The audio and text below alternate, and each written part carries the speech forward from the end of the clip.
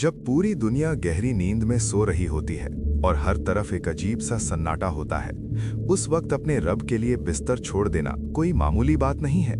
फज्र की नमाज महज एक इबादत नहीं, बल्कि आपके पूरे दिन की कामयाबी की चाबी है।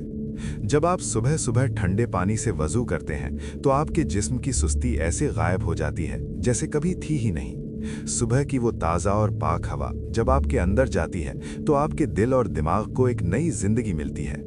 फज्र पढ़ने वाले के चेहरे पर एक ऐसी चमक और नूर आ जाता है जिसे दुनिया का कोई भी क्रीम या पाउडर नहीं दे सकता।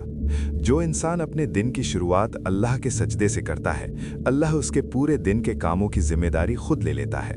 ये वो वक्त है जब आप अपनी रूह को अल्लाह से जोड़ते हैं और दुनिया की तमाम परेशानियों से ऊपर उठ जाते हैं।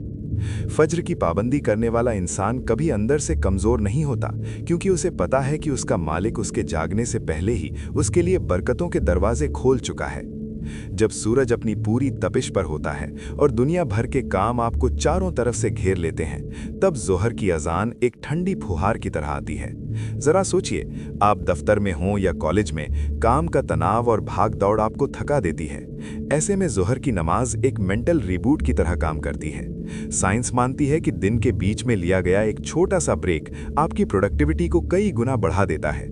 और नमाज से बेहतर ब्रेक क्या हो सकता है? जब आप अपने माथे को जमीन पर टिकाते हैं तो आपके दिमाग की तरफ खून का बहाव बढ़ जाता है, जिससे तनाव कम होता है और सोचने की ताकत बढ़ती है।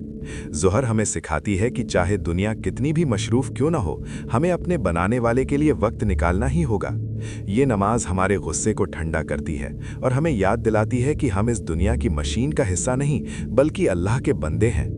जो सुकून एक मोमिन को मुसल्ले पर बैठकर मिलता है, वो दुनिया की बड़ी से बड़ी कुर्सी पर भी नहीं मिल सकता। ये आपके दिन के आधे हिस्से की थकान को धो देती है और आपको आने वाली शाम के लिए एक नई एनर्जी से भर देती है। अस्र की नमाज को नमाज वुस्ता यानी बीच की नमाज कहा गया है, और इसकी अहमियत इतनी ज़्यादा है कि इसकी कसम खाई गई है।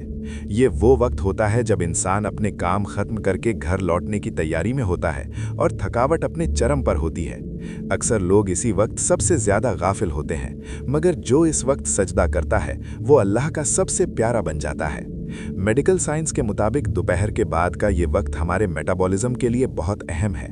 अस्र की नमाज के दौरान जो हरकतें हम करते हैं वो हमारे जोड़ों के दर्द और हाजमे के लिए किसी वरदान से कम नहीं है। लेकिन रूहानी तौर पर अस्र हमें ये सिखाती है कि ज़िंदगी ढल रही है और हमारा वक्त ख़त्म हो रहा है। ये नमाज हमारे रिस्क में बरकत लाती है। अक्सर लोग कहते हैं कि मेहनत बहुत करते हैं पर पैसा नहीं टिकता। उन्हें अस्र की पाबंदी करके देखनी चाहिए।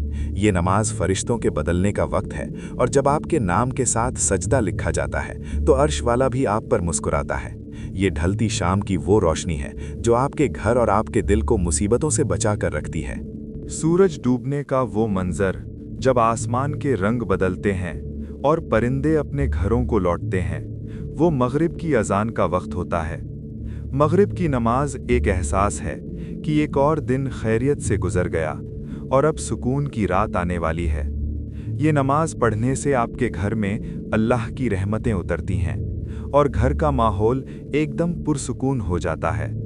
जब आप दिन भर की आपाधापी के बाद मगरिब के वक्त हाथ उठाकर दुआ मांगते हैं तो ऐसा लगता है जैसे आपने अपना सारा बोझ अपने रब के हवाले कर दिया हो। ये वक्त बहुत जल्दी गुजर जाता है, जो हमें ये याद दिलाता है कि इंसान की ज़िंदगी भी बस एक शाम की तरह है जो कभी भी ख़त्म हो सकती है। मगरिब की पाबंदी करने वाले के घर में कभी तंगी नहीं आती और उसके चेहरे पर एक सादगी भरा सुकून नज़र आता है। ये नमाज हमें सिखाती है कि चाहे दिन जैसा भी गुजरा हो, शाम को अपने मालिक के पास लौटकर उसका शुक्र अदा करना ही असली बंदगी है। मगरिब के बाद जब आप अपने घर वालों के बीच बैठते हैं तो नमाज की वो रूहानियत आपके रिश्तों में भी मोहब्बत और मिठास घोल देती है।